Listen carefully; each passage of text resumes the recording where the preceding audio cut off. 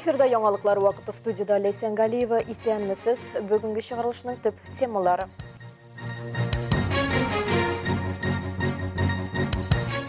Урсалы юлларын рәткә китерерләрме? Бүген халак булган Россия ички эшләр органнары хезмәткәрләрен искә алу көне.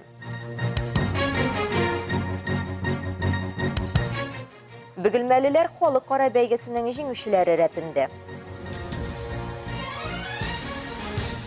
Бу хезмәт атнасы 4 көн генә дәвам итәчәк. Шуңа да карамастан планлаштырылган эшләр башкарылырга тиеш. Район активының дүшәмбе киңәшмәсендә район башлыгы Тимур Нагуманов узган атнага шул исәптән Әлмәт шәһәренең 70 еллыгына Digital уеннарына һәм Әлмәт Digital Art фестиваленә йомгак ясады.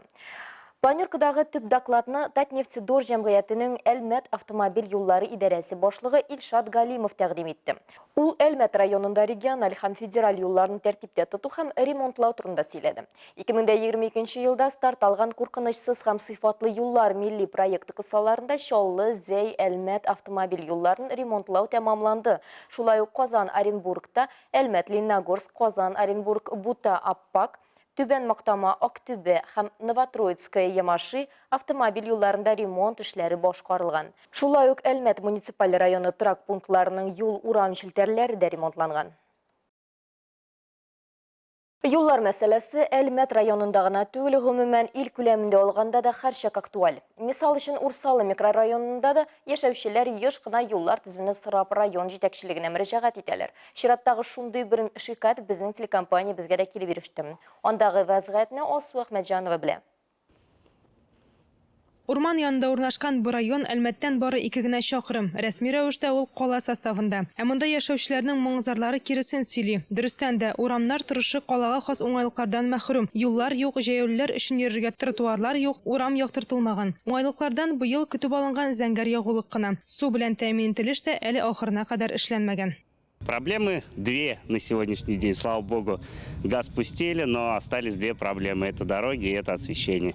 Детям выйти, прогуляться некуда. Тау битенә урнашкан бу урамнарга күтәрелү дә үзе бер сынау. Бигрәк тә язын, көзен һәм кышын. Кышкы бураннар бозлавык чорында бу районда яшәүчеләр машиналарын аста калдырып өйләренә җәяү менәргә мәҗбүр булалар. У нас здесь проблема на подъеме, вы, наверное, видели, когда поднимались. В зимний период времени это вообще проблематично становится. Хорошо, если у кого машины там внедорожники, а если легковой транспорт, то это вообще проблема, то есть когда заметает. Ну и, конечно же, хотелось бы покрытие хотя бы, чтобы отсыпали. Урсалылар өчен тагын бер шишелмәгән мәсьәлә тротуарларның булмавы. Мәктәп теге якта урнашкан, балалар бу якта яши. Тротуар булмагач, алар машина йөри торган юлдан йөриләр. Бу юл калаган мәктәпкә балалар бакчасына илтүче бердән-бер маршрут. Шулай булгач, укучылар да коляска тартып баручы ата-ана да куркынычсызлык кагыйдәләрен үтәмичә машина йөри торган юлдан йөрергә мәҗбүр. Я хочу, чтобы все дороги стали ровными и можно ходить было в чистой обуви. Иршат Алимов гаиләсе белән Кырлай урамында яши. Монда кара җир, хәтта таш та түшәлмәгән. Машиналарны күрше урамда калдырып, пычрак изеп, балаларыбызны кулга алып өйгә керәбез дип сөйли ул. Иң мөһиме, ашыгыч ярдәм машинасы да керә алмый. И скоро останавливаются на соседней улице, либо вообще отказываются ехать, говорят, что мы к вам не проедем, везите ребенка сами. Ну, как вести ребенка с температурой 39, я не понимаю, конечно, ответ непонятен. Было такое, что мы на руках выносили их детей. Николай Драцкий урамында да шул ук хәл. Биредә яшәүчеләр кышның килүен борчылып көтә. Тут яма, грязь, начнется сейчас зима, тут будет много снега, гололед. Я даже не представляю, что здесь будет дальше потом. Для нас это считается самой основной проблемой. Урсалы халкы ярдәм сорап инде берничә ел төрле хезмәтләргә мөрәҗәгать итәләр, ләкин гозерләре җавапсыз кала. Шулай да бер гаризага җавап килгән. Аның эчтәлегенә күз салсаң, бу тулаем дәрәҗәдә каралмаган үзәк юлда урсалыларныкы түгел, ә бары скважиналарга үтү юлы. Вазгыятькә ачыклык кертүне сорап төзелеш буенча башкарма комитеты җитәкчесе урынбасарына мөрәҗәгать иттек. Тик безгә камера алдында аңлатма бирүдән баш тарттылар. Алсу Әхмәтҗанова, Рафаэль Сафин, Яңалыклар вакыты, Луч Әлмәт телекомпаниясе. Бүгін 8 ноябрьдә Россиядә ішкі эшләр органнары хезмәткәрләре һәм хәрбиләрнең хезмәт бурычларын үтәгәндә һәлак булганнарны искә алу көнен билгеләп үтәләр. Россия Ішкі эшләр министрлыгының Әлмәт районы буенча бүлегендә шулай ук вазифаларын башкарганда һәлак булган коллегаларга багышланган чара узды. Тулырак алдагы материалда. Служба в органах внутренних дел – это напряженная, но очень важная и нужная людям работа. Залда полиция хезмәткәрләре, хезмәт ветераннары, мәктәп укучылары һәм тормыш бәрабәрне, законны һәм тәртипне саклаучыларның туганнары җыелды. Хәзерге вакытта Ішкі эшләр министрлыгының Әлмәт районы буенча бүлегендә 10 гаилә исәптә тора. Аларның балалары һәм ирләре хезмәт бурычын үтәгәндә һәлак булган. Вафат булган уллары, ирләре һәм әтиләренең хезмәттәшләренең игътибары, кайгыртуы һәм истәлеге алар өчен бик кыйммәтле. Одели наручники, завели, но к этому времени уже он, получается, выстрелил Владимира Баломина в голову. Ну и вызвали скорую, все, и как бы был задержан преступник. И, к сожалению, наш сотрудник от полученных ран скончался. Зал һәлак булганнарны 1 минут тынлык белән искә алды. Аннары истәлекле чара чәчәкләр салу тантанасы белән дәвам итте. Фаҗигале булган вакыйгалардан соң күпме генә вакыт үтсә дә, югалту авыртуы якын кешеләрнең йөрәкләрендә беркайчан да сүнми дип уртаклаша Ирина Аполлонова. 29 ел элек ул ирен, 8 яшьлек малайлары әтисен югалта. Зачем искать героев где-то в книгах, когда вот реальный парень, который жил в этом городе своими недостатками, своими достоинствами. Он был хорошим офицером, он был военным, он был хорошим оперативником. Биредә Ішкі эшләр органнары сафларында мәңгегә калган һәркемне хөрмәтләп искә төшерделәр. Сотрудники охраняют покой, обеспечивают законность. Хезмәткәрләр тынычлыкны саклыйлар. Әлмәт районының ышанып тапшырылган территориясендә законлылыкны тәэмин итәләр. Аерым хезмәтләр, җинаятьчеләрне эзләү бүлекчеләре һәм барлык хезмәтләр дә диярлек сәламәтлек һәм тормыш өчен куркыныч ситуациягә эләгергә мөмкин. Риск для здоровья и даже для жизни. Алсу Нуриева, Рафаэль Сафин, яңалыклар вакыты, Луч Әлмәт телекомпаниясе. Мәскәүдә Роза Ветров халыкара башкару сәнгате конкурсының 29 сезоны финалының бөтен дөнья этабы узды. Бөгелмә балалар сәнгать мәктәбендә тәрбияләнүчеләр әлеге дәрәҗәле конкурста җиңүчеләр һәм призерлар рәтенә керделәр. Алар белән Айгөл Шәрәфиева очрашты.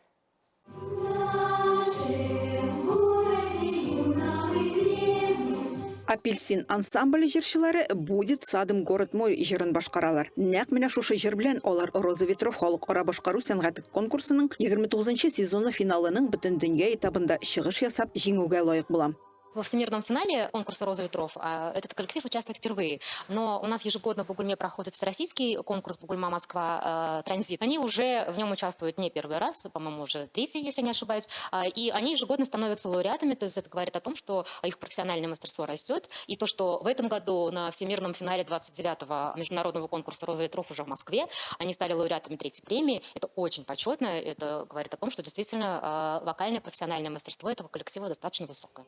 Аларны җырлауга мәхәббәт берләштерә. Ансамбльдә төрле һөнәрләргә өйрәнүче 13 укучы катнаша. Алар пианистлар да, вокалчылар да, саксофонистлар да. Бу составта балалар инде 5-нче ел шөгыльләнә. Конкурска җентекләп әзерләнгәннәр. Мы ходили 3 раза в неделю, распевались, пели песню, выготавливались, движения вспоминали. Роза Ветров халыкара башкару сәнгате конкурсының 29 сезоны финалы балаларның барсына да тәэсир итә. Ул Мәскәүдә уза. Балалар ил башкаласында беренче тапкыр була. Были мы на экскурсиях в космическом парке, на теплоходе тоже. Балалар белән педагоглар гына түгел, ата-аналар да горурлана. Роза Ветров сәләтле балаларга ярдәм итүче уникаль конкурс. Арт-фестиваль дөньяның 49 шәһәрен берләштерде. Шул исәптән Бөгелмәне дә. Айгөл Шәрәфиева, Зирәк Сәйдкулов, яңалыклар вакыты, Луч Әлмәт телекомпаниясе.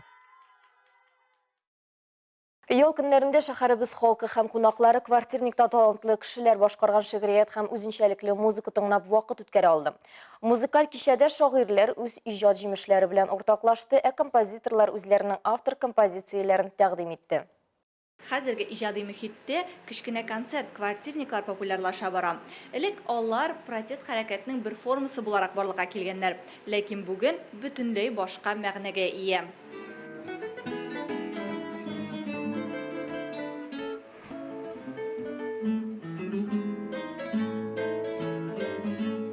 Көннән-көн мондый квартирниклар популярлаша бара. Әлмәттә авторлык җыры клубы үз ишекләрен теләгән һәркем өчен узган ел ачты. Вот за это время здесь немало мероприятий состоялось, на которых люди вот знакомятся, общаются. Это нас очень радует, что вот приходят со своими гитарами, хотят, как говорится, высказаться.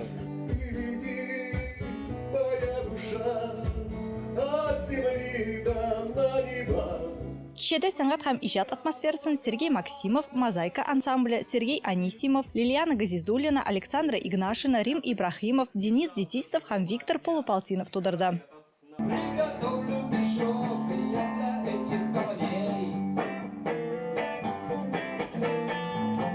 Сергей Максимов үзе шигырьләр һәм алар өчен музыка яза. Барт фестивальләрендә чыгыш ясарга ярата. Квартирникта беренче тапкыр чыгыш ясый, шуңа күрә бераз дулкынландым ди.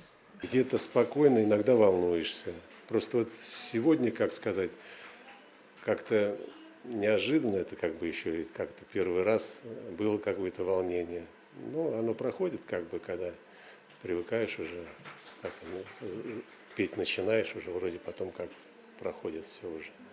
Лилиана Газизуллина инде 3нче тапкыр чыгыш ясый. Калабызда фикердәшләр табарга, музыка һәм шигърият турында яңалыклар белергә, тыңлаучылар алдында үз талантыңны ачып салырга урын булуга чын күңелдән сөенә.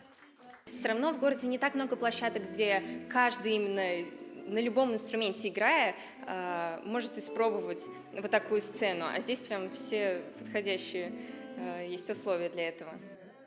Тамашачылар шәһәребезнең сәнгатьне яратучылар һәм бәяләүчеләр белән бергә тылсымлы һәм кабатланмас кич өчен рәхмәтләрен белдерделәр. Алсу Нуриева, Айдар Кабиров, яңалыклар вакыты, Луч Әлмәт телекомпаниясе. Ждем и мечтаем, пока на небе есть луна. 150-дән артык егет һәм кыз дуслык дип исемләнгән регионара турнирда катнаша. Спорт көрәше буенча ярышлар Мамадыш районында уза. Анда әлмәтлеләр дә катнаша. Ксения Гутникова, Эльмира Никитина һәм Илсия Җиһаншина көмеш призерлар була. Агдалина Сагдеева мактаулы 3нче урынны яулый. Чирмешән районы башлыгы кубогына көрәш буенча ярышлар узды. Дөнья чемпионат казанган спорт мастеры Ильяс Галимов истәлегенә үткәрелгән беренчелектә республиканың 13 районыннан, шулай ук Оренбург өлкәсеннән спортчылар катнаша. Әлмәт көрәшчеләре үз авырлык категорияләрендә 6 алтын, дистәләп көмеш һәм бронза медаль яулый. Бүгенгә шулар иде. Мин Ләйсән Галиева һәм монтаж операторы Динара Гайнудинова сезнең белән сау булашабыз. Исән сау булыгыз.